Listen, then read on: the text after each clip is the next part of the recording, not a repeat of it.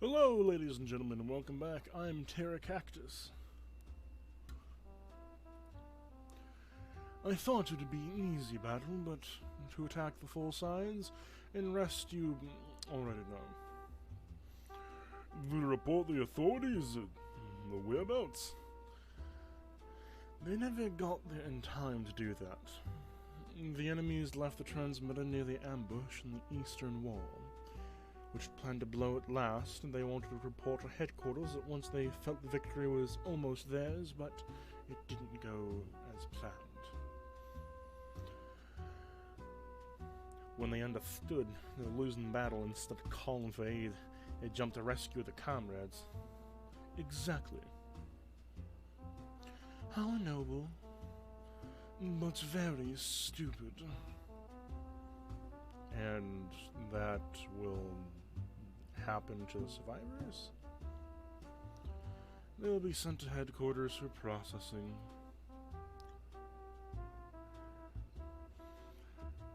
I was taken back by Roof and Helga dig their elbow. However, the letter didn't react to that. She's a joke. Nobody's gonna process them. They'll just be sent to headquarters. Yeah, it was a joke. Nevertheless, they didn't seem so funny to me. And what will they do with them at headquarters? As far as I remember, Commander has forbidden us to answer any of your proactive questions. And how is my question proactive? It became the moment you opened your mouth. I bruised my lips in frustration, and Oliver started waving his hands to calm us down. Oh, it doesn't matter. The main thing is that now it's out of our headache. I feel sorry for those guys, but they had it coming.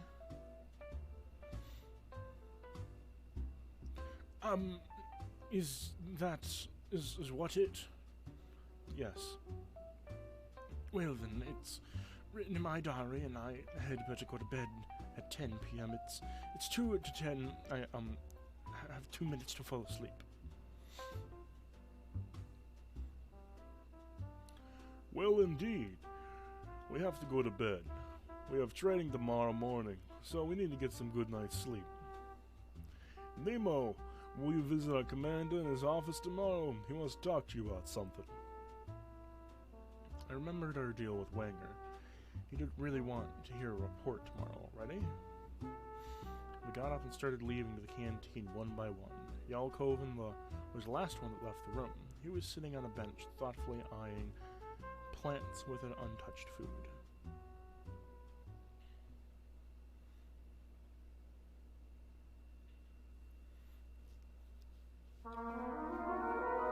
Ooh.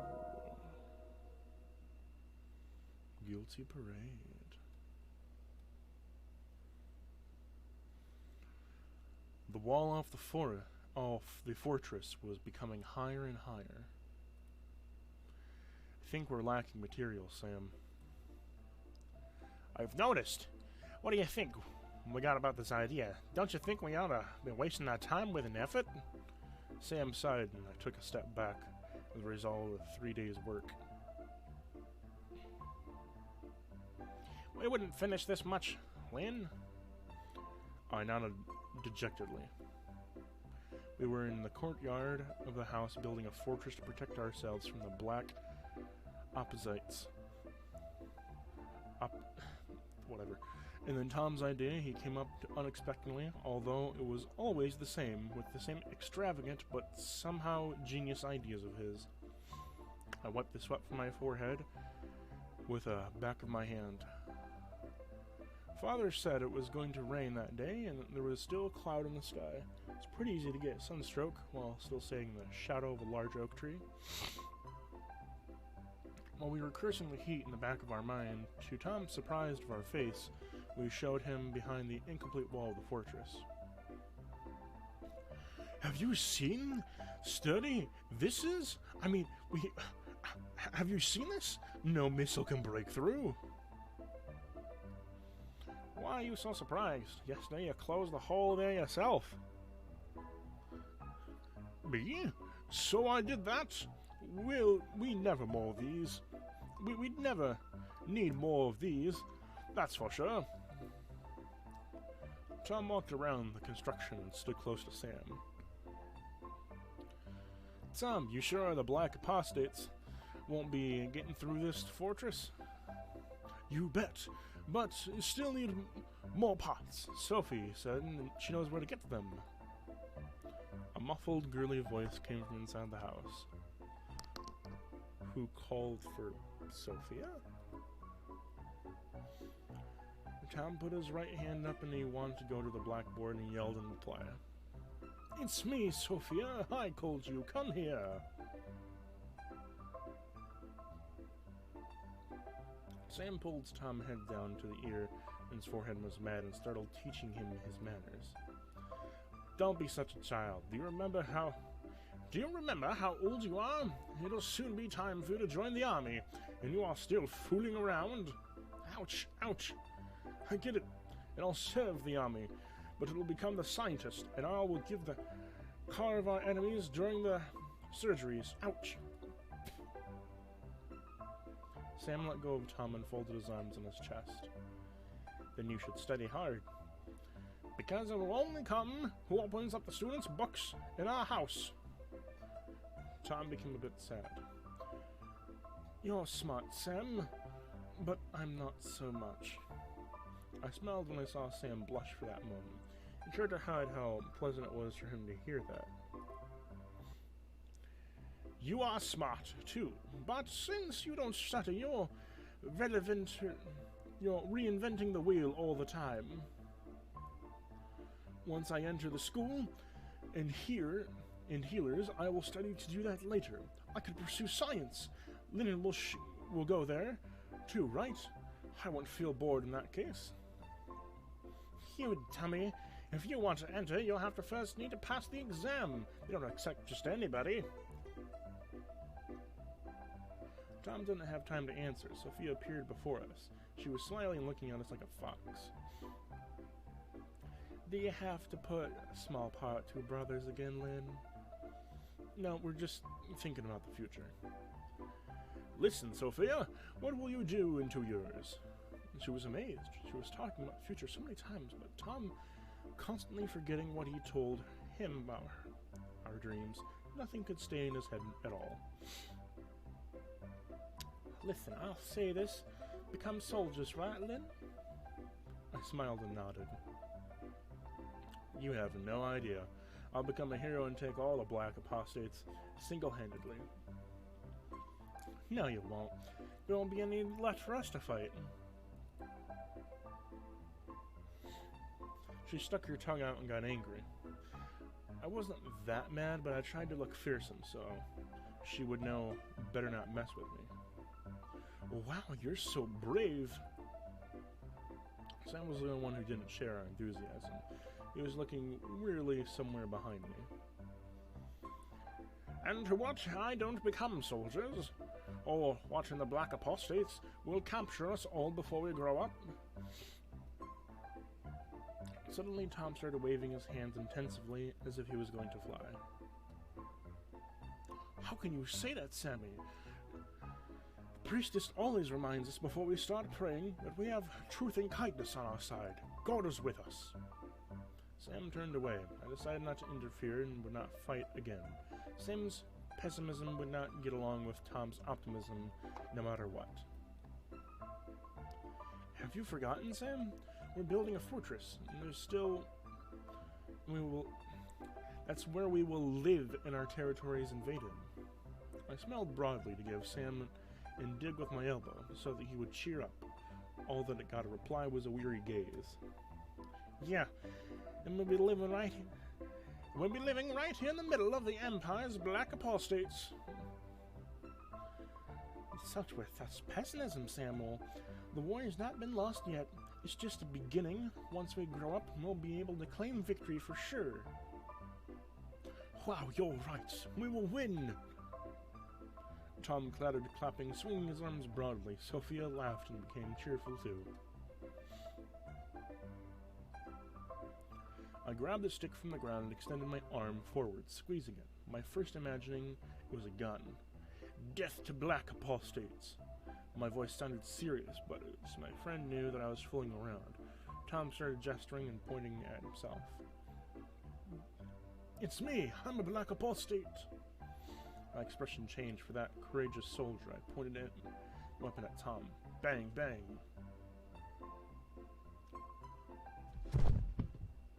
Tom's eyes became wider and clutching his heart as he dropped to the ground. Sophia, who was standing next to me, was startled, started laughing. That's how we deal with them all. Yeah, and only if it was that easy. Sophie's slender finger poked Sam in the stomach as she was about to scold him. But once she opened her mouth, my father slowly approached us with his long apron and splattered with clay. His voice was quite frail. Lynn, the jars are ready. You can take them to the market. Right, it was the market day. The fortress made me forget all about the work. I became sad and didn't want to go anywhere, especially alone. I'm coming. My heavy sigh did not go unnoticed by my father. He cleared his throat and spoke gently. You can take your friends with you. It'll be more fun for all of you. You could pass by some sweets on your way back. But Dad, you said for yourself that sweets are too expensive. And now all of a sudden?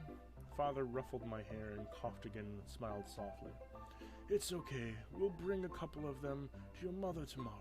She'll be happy to get such a present. I hated it. I hated when he talked like that. It was like our father was losing his touch with the reality in such moments. She doesn't need she doesn't need them anymore. Well, don't say that. Your mother would be upset to hear from you. I was about to snap back at Sam before he could do that. Thank you. We'll be ready to go to the market when Lynn also needs to sell something. Good luck, kids. I'll be leaving the jars on the porch. Treat them with care. I accidentally smashed 2 of them this morning already. I'll make sure the boys behave themselves. She puts her hands on her hips and grinned like mommy. Sophia liked to boss around using her position only as a girl we knew, although her power didn't extend over Sam, only Tom and me as the youngest in our group. Father winked cheerfully and disappeared in the house once more. I heard his muffled cough again. Lynn, I really sympathize with you about your mother, of course, but I don't get you mad. But don't get too mad about your father. He's been raising you on his own. If Tom and I had a father like that, we wouldn't be hanging around here all the time. At least you have a mother, if mine was here.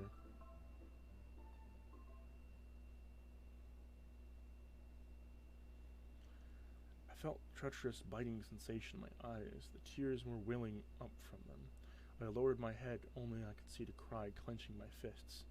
Well, Lynn, don't worry. Your mother will be a very brave woman. I even heard that they wanted to decorate her with an army officer rank. They were just too late. You just have to brave after she was.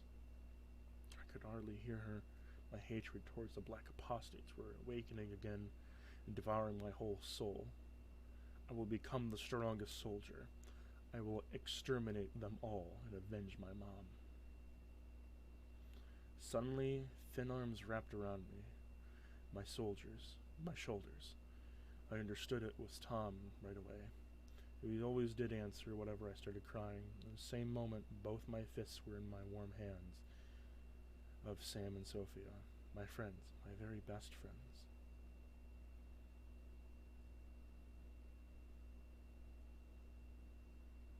I sniveled loudly and spoke, trying to keep smiling. Hey, what are you doing? I'm not gonna cry like some stupid girl. One of my fists was free again.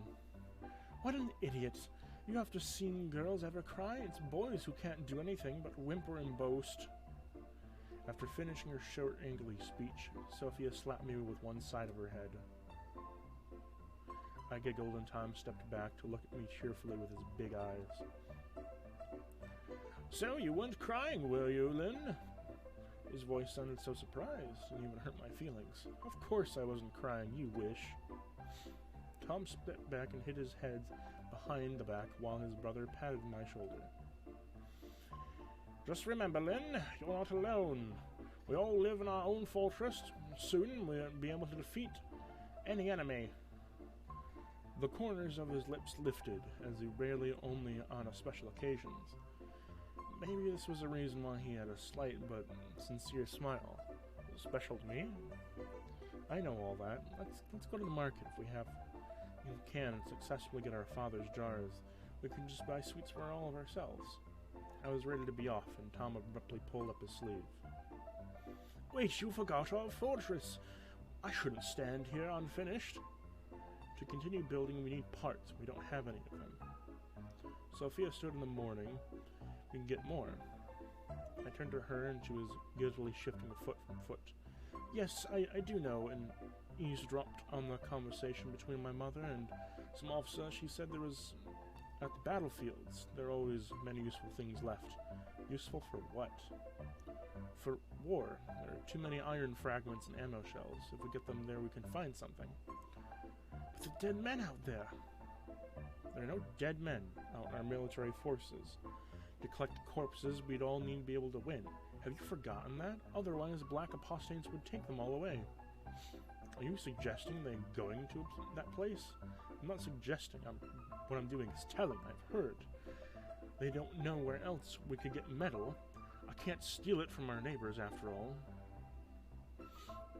Everyone fell silent and was wondering whether we can worth going there. Is it worth risking our safety for construction of a fortress?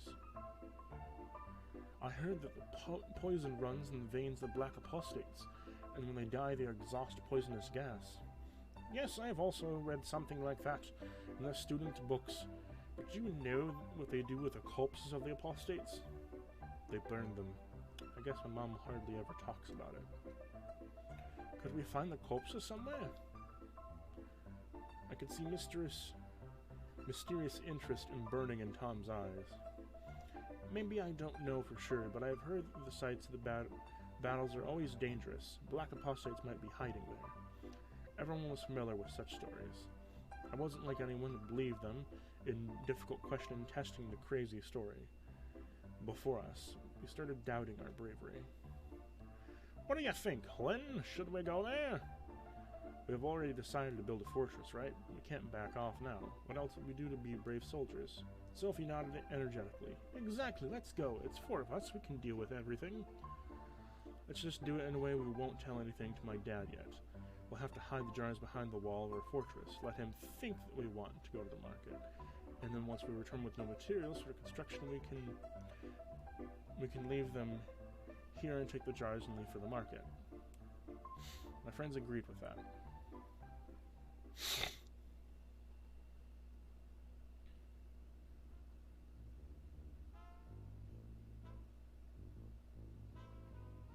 While walking, the weather quickly started changing for worse. The clear blue skies were slowly covering with thick, luminous clouds. There was almost no wind and insufferable, stuffy heat from all the hot days still in the air. We went out to the deserted street, one day the market day. Next to nobody felt the outskirts of the village where lied everyone that was left from the market. It was our advantage. Nobody would stop where a bunch of kids who decided to leave the settlement for some reason. Although I decided to go excitedly way too early, in a few seconds our group of friends met face to face with an elderly soldier.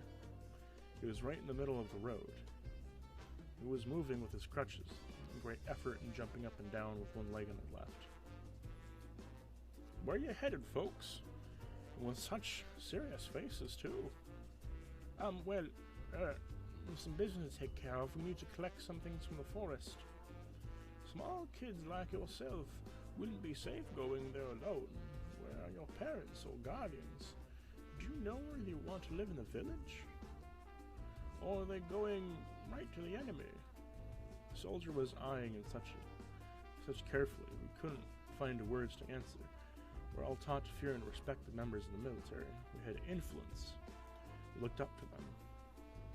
That was my rule of mind absorbed since birth. I couldn't lie to a soldier. I respected each of them too much. Only one of us was a good liar, who could lie through her teeth. No, never. Do you see this girl here? She's Sophia, Marlene's daughter. Her mother is one who set us here to test of courage. She said if we could hold out for more than an hour, we would be willing to grow up to brave soldiers. I smiled in my head. It was hard not to believe Tom's innocent eyes and naive voice, but has deceived many times himself. Well, what can anyone say to that? The soldier was looking from Tom and Sophia, and some time then sighed helplessly. Be careful out there, folks. Black apostates are evil. Wily. They can't have children, so instead they have to eye folks for kids like you. Keep your eyes open. Don't let them catch you. Or else they'll capture you and then turn them into black apostates like themselves. We are old enough. It's not so easy to catch up with us. We'll never become black apostates, that's for sure. Stay safe. Don't let them get your claws on you. The soldier saluted us and slowly continued his way through his vanished entirely. Sam patted Tom on the back. And how many times have you lied to me like that? When did you learn that? Who taught you? Tom started blinking. I never lied to you, Sammy. And why did you drag my mom into this? I laughed. Obviously to make it sound more convincing. Well, ladies and gentlemen, that's all for this episode. I'm Terra Cactus, and I'll see you in the next episode.